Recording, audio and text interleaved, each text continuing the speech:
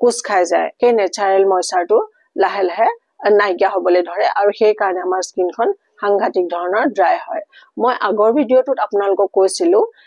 যে স্কিনত পাৰ্মানেন্ট আপোনালোকে স্কিনখন সফট কৰি ৰাখিবৰ কাৰণে পাৰ্মানেন্ট এটা সলিউশন হৈছে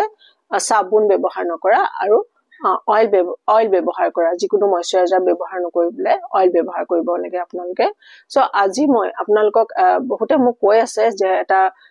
অইল ব্যৱহাৰ কৰিবলৈ বহুতৰে দিগদাৰ হয় তো হেতু কাৰণে মই আজি এটা এনেকুৱা ময়শ্চাৰাইজাৰ লৈ আহিছো যেটো আপোনালোকে ঘৰতে বনাই লব পাৰিব সাংঘাতিক ভাল এটা ময়শ্চাৰাইজাৰ এবাৰ ইউজৰ পিছতে আপোনালোকে স্কিনত ডিফাৰেন্সটো গম পাব ৰেগুলাৰ কৰিব একদম ঠাণ্ডা দিনকিটাত কাৰণে একদম মিছ নকৰিব গা ধুই উঠি আপোনালোকে লগাব পাৰে মুখত লগাব হাতত লগাব গোটেই বডিতে আপোনালোকে এই ময়শ্চাৰাইজাৰটো লগাব পাৰে লগাই পেলাই থৈ দিব পাৰে ইয়াৰ সেলফ লাইফও আপোনাৰ এমাহ মানে এটা মাহ আপুনি এটো বেয়া নোহোৱাকে